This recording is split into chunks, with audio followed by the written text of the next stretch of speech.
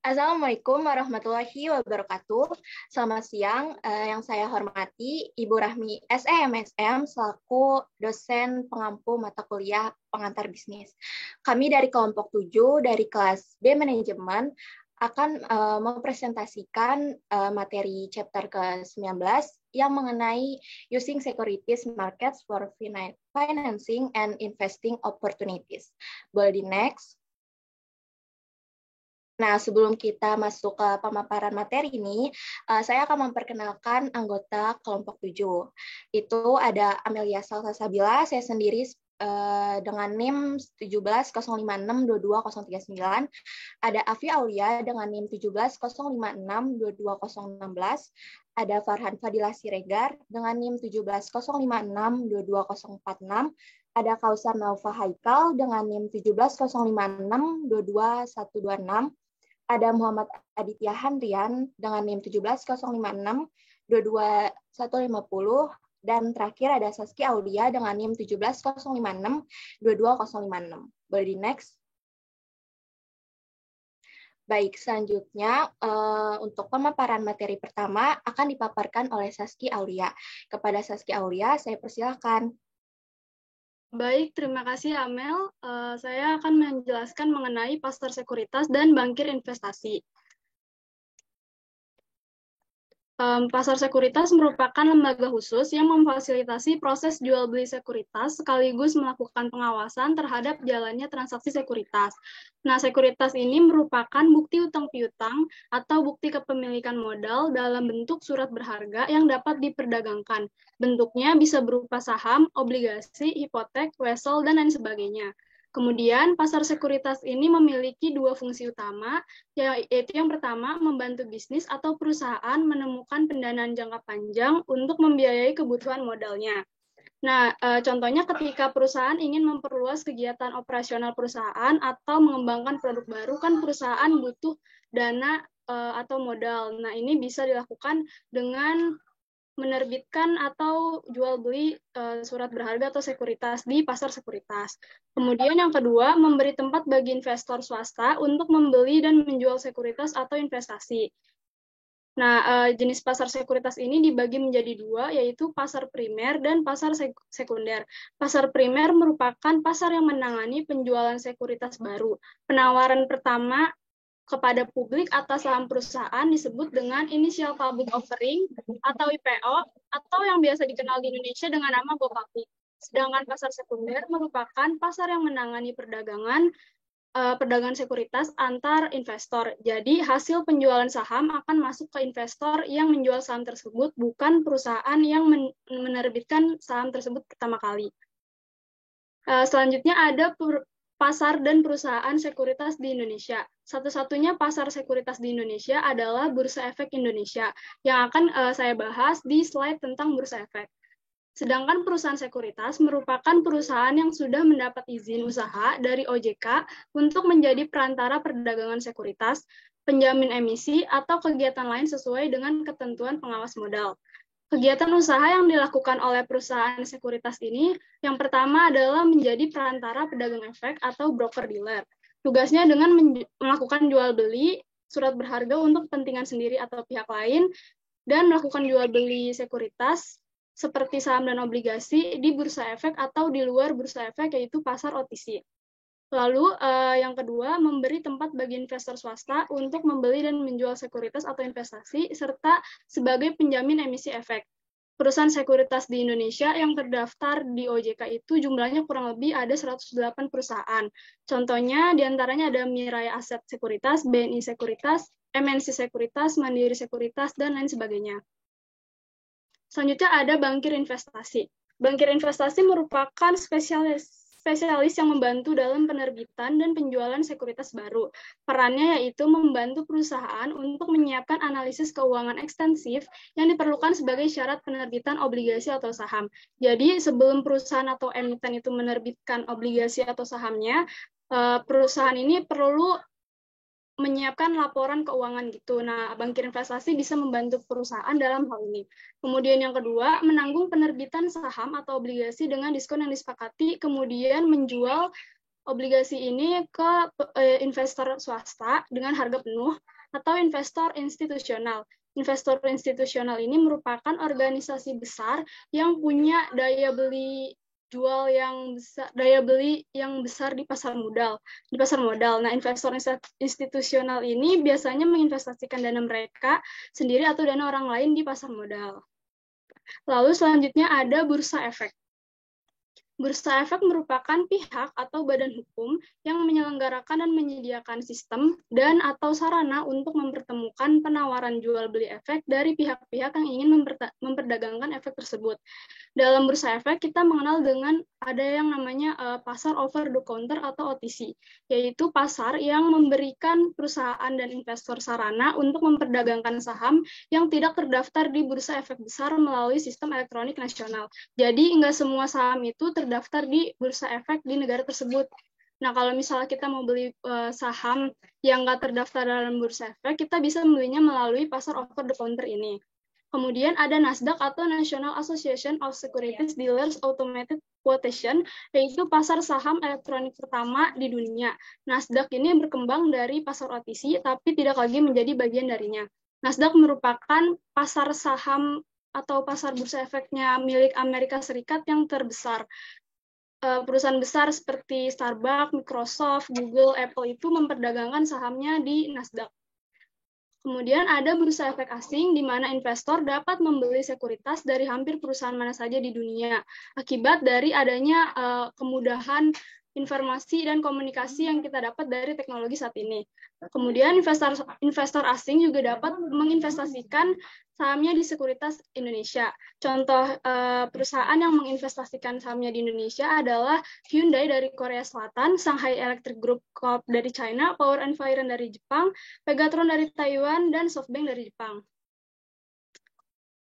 Kemudian ada bursa efek di Indonesia.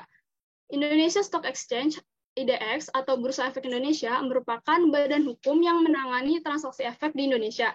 Keberadaan IDX ini diatur dalam pasal 7 ayat 1 Undang-Undang Nomor 8 Tahun 1995 tentang pasar modal. Fungsi Bursa Efek Indonesia adalah yang pertama fasilitator perdagangan efek, yaitu menyediakan fasilitas bagi perusahaan atau emiten yang ingin melakukan jual beli efek, merancang aturan, juga memberikan informasi yang transparan kepada publik terkait bursa saham. Yang kedua, menjadi pengawas kegiatan efek, yaitu mengawasi semua kegiatan efek, mencegah adanya kecurangan atau penipuan harga, menghentikan perdagangan sementara jika terdapat pelanggaran, serta berhak mencabut hak efek atas pelanggaran efek tertentu. Dan yang ketiga adalah melindungi emiten dan investor. Seperti yang kita tahu, perdagangan di bursa efek ini biasanya dilakukan oleh investor yang tidak saling kenal. Oleh karena itu, lebih beresiko terhadap kejahatan dan pelanggaran. Jadi Bursa Efek Indonesia ini akan melindungi emiten dan menumbuhkan kepercayaan para investor. Selanjutnya ada peraturan sekuritas dan Komisi Sekuritas dan Bursa. Securities and Exchange Commission atau SEC merupakan badan federal milik Amerika Serikat yang memiliki tanggung jawab untuk mengatur berbagai bursa saham. Sedangkan di Indonesia, terdapat badan atau lembaga yang menyelenggarakan sistem pengaturan dan mengawasi kegiatan pasar modal, yaitu Badan Pengawas Pasar Modal BAPEPAM dan OJK. Nah, kemudian jika perusahaan atau emiten ini ingin melakukan go public, menerbitkan dan menawarkan sahamnya ke publik, maka perlu menyiapkan beberapa persyaratan yang telah diatur oleh OJK dan Bursa Efek Indonesia. Salah satunya adalah prospektus. Prospektus ini merupakan dokumen tertulis yang dipersiapkan oleh emiten. Isinya adalah informasi keuangan dan ekonomi emiten ketika akan menerbitkan atau menawarkan saham. Mungkin itu saja dari saya kembalikan ke Amel. Baik, terima kasih Saskia atas pemaparan materinya. Boleh di next. Boleh di next slide. Oke, selanjutnya untuk materi ini akan saya sampaikan. Jadi di materi gimana sih caranya memperoleh modal dengan menjual saham? Nah, boleh di next. Nah, sebelum kita membahas lebih lanjut lagi nih mengenai saham, kita harus tahu dulu istilah-istilahnya.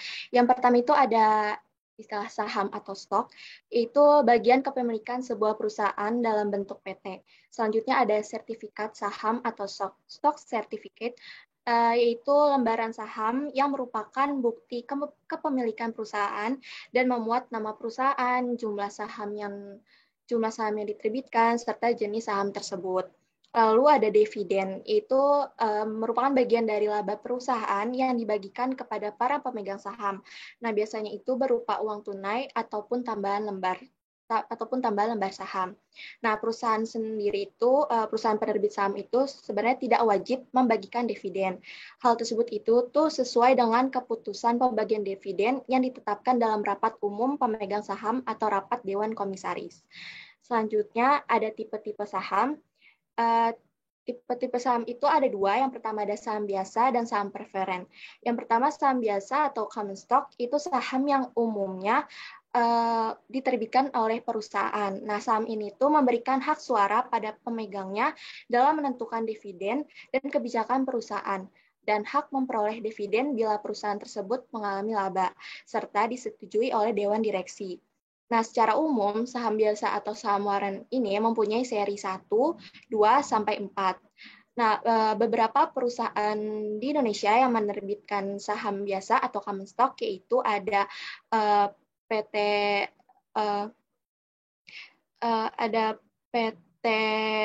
Smart Telkom Tbk yang telah merilis saham Friend Warren untuk seri 3, kodenya yaitu Friend W2 dan dengan durasi 5 tahun. Lalu ada PT OBM Dilchem Tbk alias OBMD yang telah melakukan IPO dengan total 182 juta saham.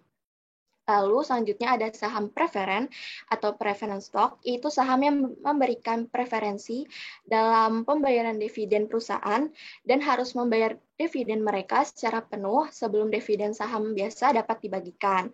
Nah, biasanya jenis saham ini mempunyai kode berupa 4 huruf, lalu ada tambahan huruf P yang mengindikasikan bahwa itu termasuk saham preferen. Lalu ada beberapa perusahaan di Indonesia yang menerbitkan saham preferen, yaitu ada PT Bayer Indonesia Tbk atau BYSP, ada PT Squip Indonesia Tbk atau SQBI, ada PT Masmur Indonesia Tbk atau MAMIP, dan lain-lain. Lalu apa sih bedanya saham biasa dengan saham preferen? Jadi di saham preferen ini tuh ada keistimewaan sendiri bagi pemegangnya.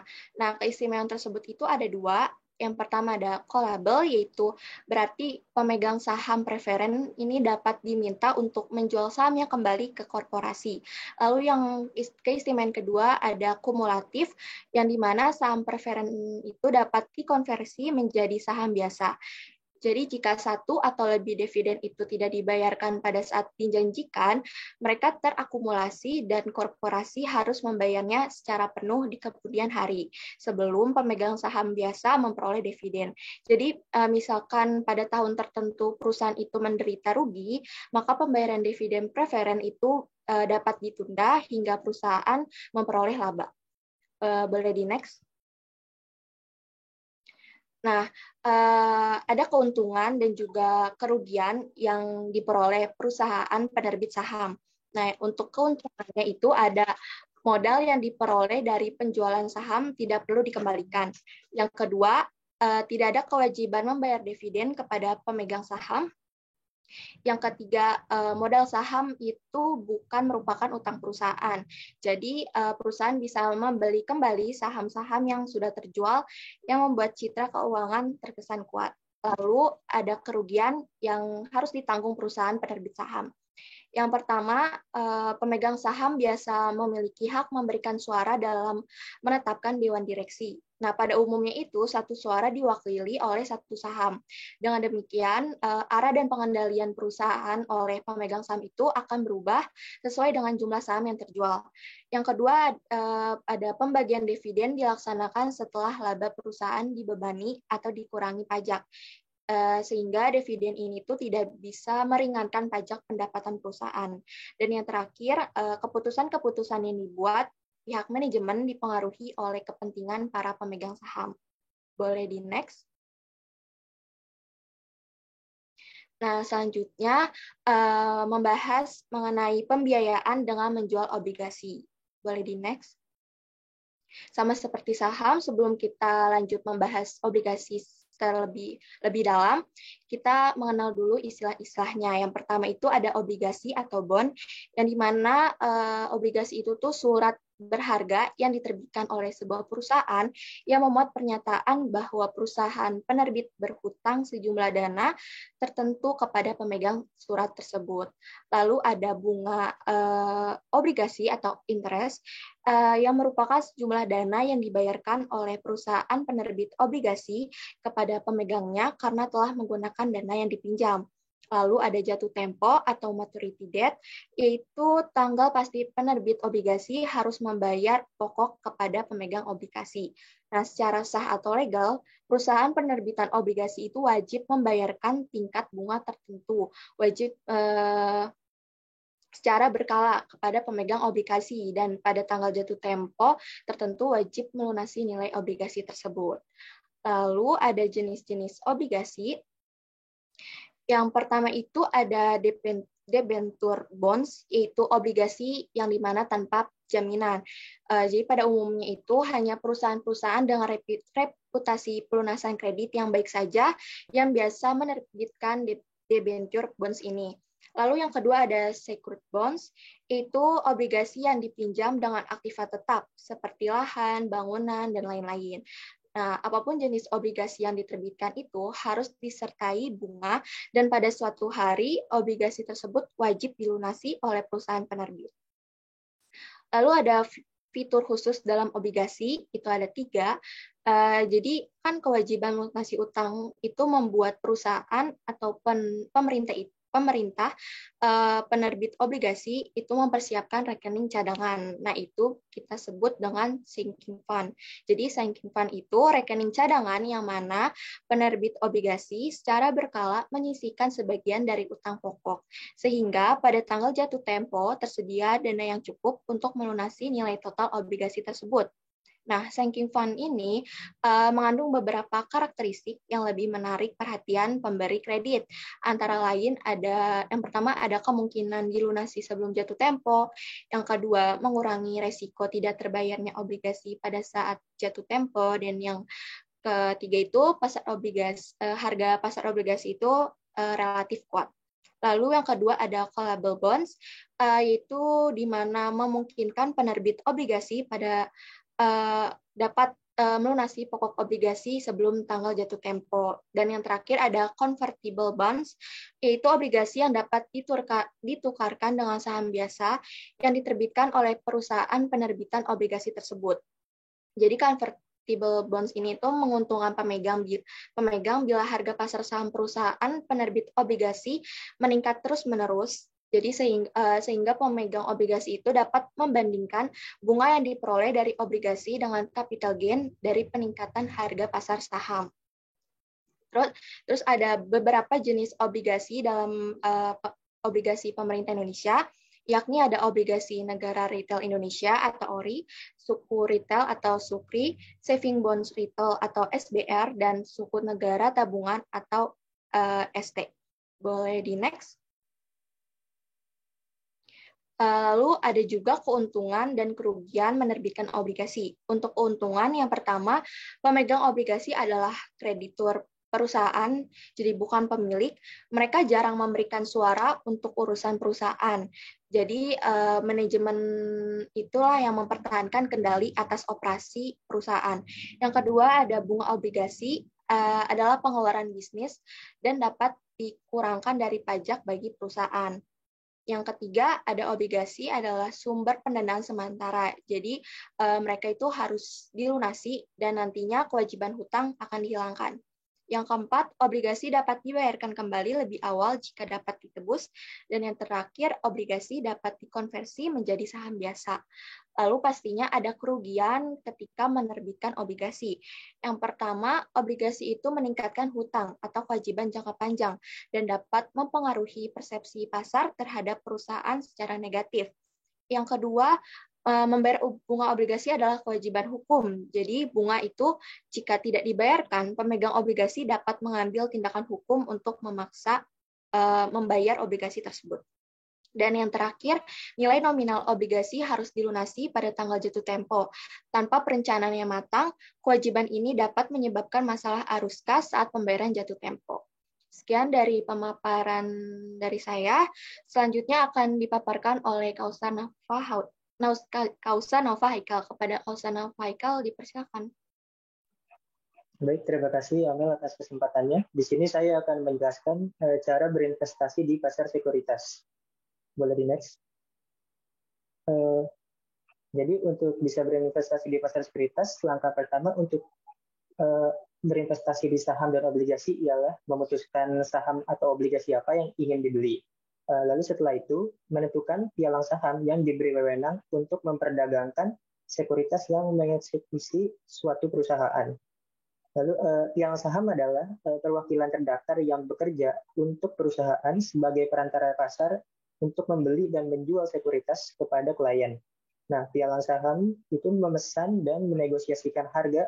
Lalu setelah dia menegosiasikan, dia melakukan transaksi dan melakukan perdagangan yang akan dilaporkan ke broker di suatu perusahaan. Lalu yang selanjutnya ada berinvestasi melalui broker online. Investor itu juga dapat melalui broker online atau layanan investasi online yang dimana telah menjadi sangat populer saat ini. Kelebihan dari pialang online itu adalah dapat memungkinkan pialang online untuk membebankan biaya perdagangan yang jauh lebih rendah daripada pialang saham tradisional. Layanan online terkemuka akan memberikan informasi pasar yang penting seperti data keuangan perusahaan, riwayat harga saham, dan laporan analisis.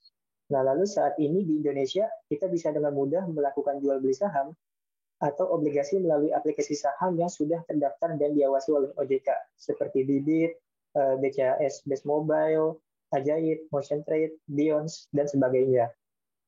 Boleh di next. Lalu di sini terdapat 5 kriteria memilih investasi yang tepat.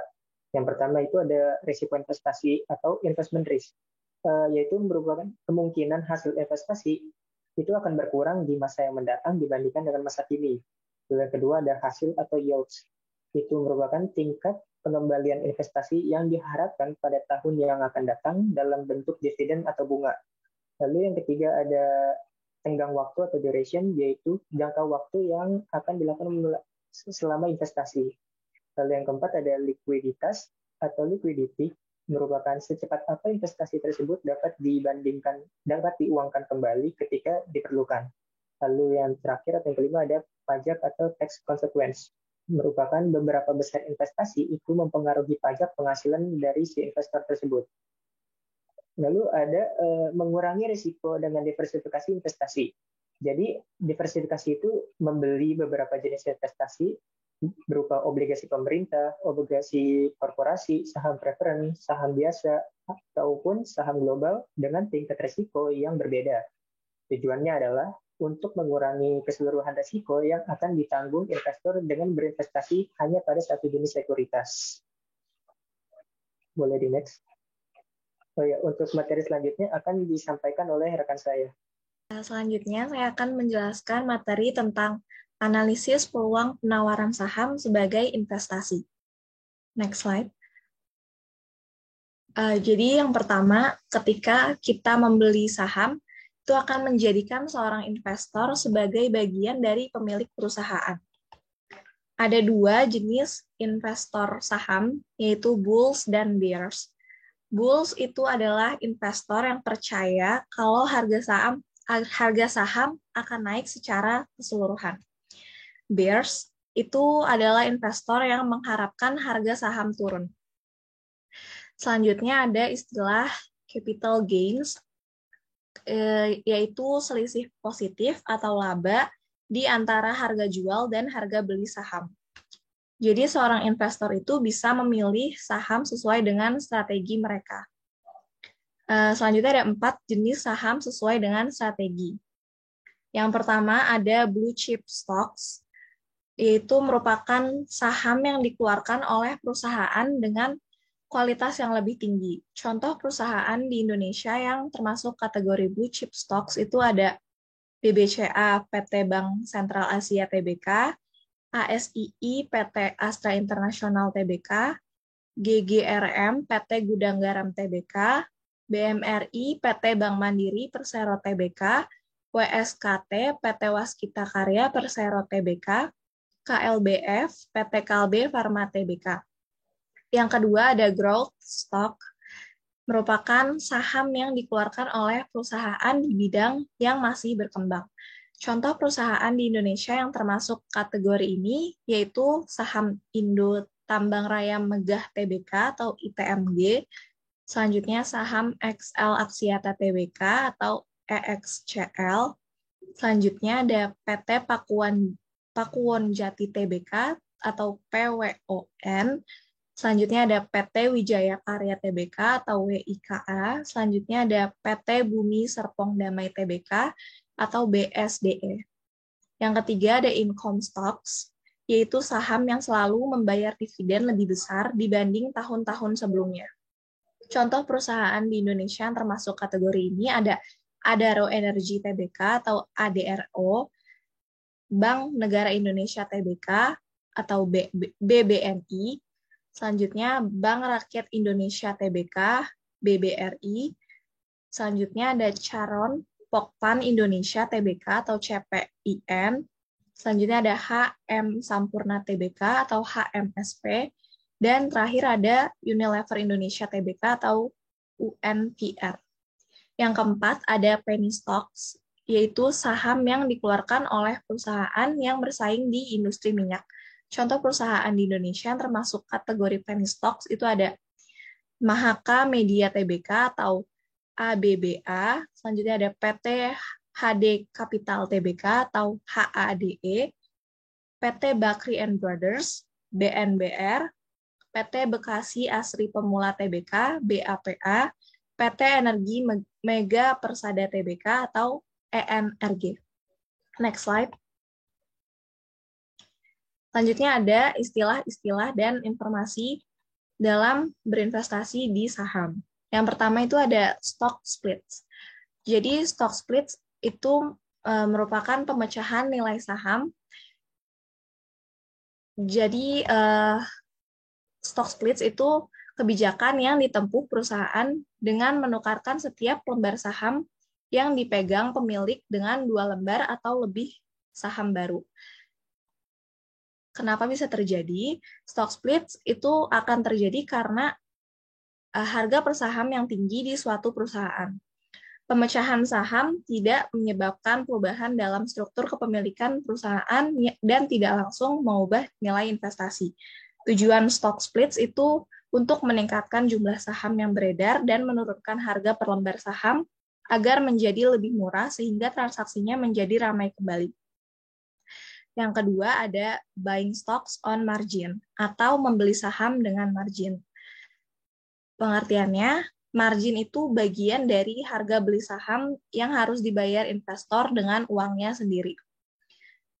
Buying stocks on margin akan terjadi ketika investor membeli aset dengan meminjam saldo dari bank atau broker. Yang ketiga ada tempat menyebarkan informasi mengenai saham dan investasi di Indonesia. Tempat menyebarkannya ada melalui surat kabar atau publikasi serta website yang dapat membawa banyak informasi mengenai saham dan investasi lainnya. Publikasi serta website memberikan informasi terkini tentang perusahaan yang jauh lebih rinci dan hanya dengan sekali klik. Surat kabar atau publikasi di Indonesia yang memberikan informasi tersebut ada Investor Daily, Kompas, Tempo, Kontan. Sedangkan untuk website itu ada idxchannel.com, investasi.kontan.co.id, cnbcindonesia.com, business.com, katadata.co.id, dan investor. Next slide. Selanjutnya ada understanding stocks quotation atau memahami kutipan saham. Di sini ada tabel contoh harga saham untuk Microsoft Corporation.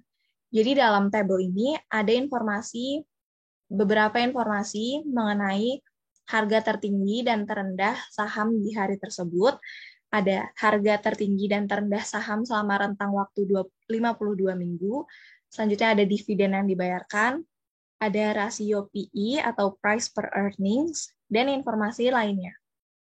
Next slide.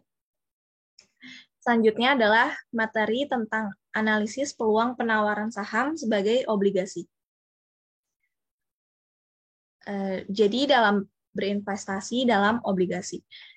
Pertama, pengertian obligasi. Obligasi adalah instrumen investasi yang bisa dipilih investor di pasar modal selain efek saham yang diperdagangkan.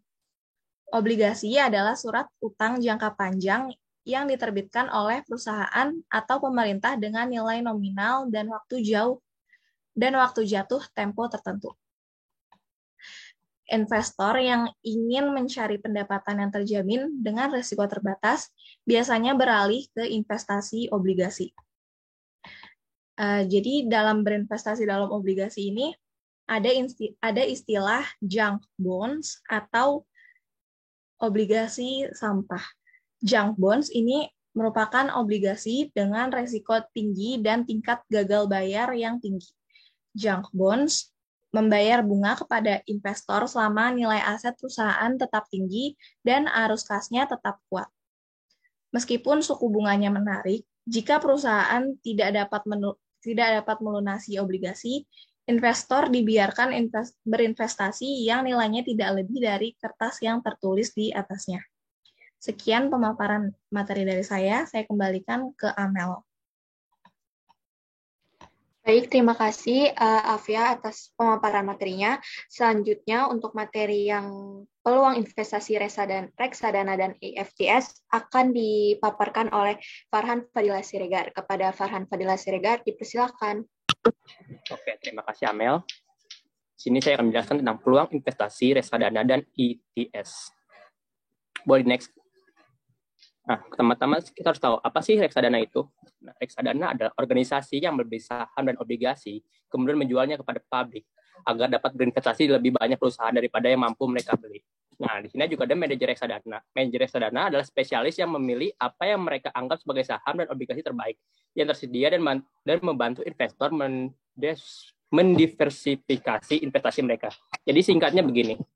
Reksadana itu adalah produk keuangan yang di mana kita dan ribuan investor lainnya mengumpulkan dana. Kemudian dana yang telah dikumpulkan kita serahkan kepada perusahaan yang kita sebut sebagai manajer reksadana.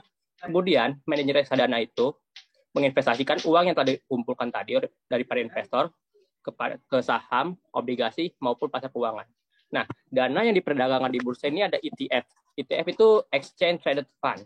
Exchange Traded Fund adalah kumpulan saham, obligasi, dan investasi lain yang diperdagangkan di bursa sekuritas tetapi diperdagangkan lebih seperti saham individual daripada seperti reksadana. Nah, jadi ini ETF ini tuh jenis reksadana, tapi bedanya dengan reksadana, ETF ini bisa langsung dibeli investor tanpa harus melalui manajer investasi. Oke. Untuk pemaparan selanjutnya akan saya berikan kepada Amel. Untuk Amel, silakan. Baik, terima kasih Farhan atas pemaparannya. Untuk materi terakhir ini akan disampaikan oleh Muhammad Aditya Handrian. Kepada Muhammad Aditya Handrian, dipersilakan. Selanjutnya, saya akan menjelaskan tentang indikator pasar saham. Next. Untuk memahami indikator pasar saham di Indonesia, salah satu indikator yang sering digunakan untuk melihat perkembangan pasar modal Indonesia adalah Indeks Harga Saham Gabungan atau IHSG, yang merupakan salah satu indeks pasar saham yang digunakan oleh Bursa Efek Indonesia atau BEI. Banyak teori dan penelitian terdahulu yang mengungkapkan bahwa pergerakan IHSG dipengaruhi oleh beberapa faktor makroekonomi, yaitu faktor eksternal dan internal. Faktor yang berasal dari internal bisa datang dari indeks bursa asing seperti Dow Jones, Hang Seng, Nikkei, dan lain-lain.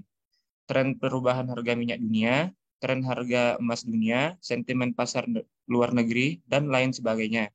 Sedangkan faktor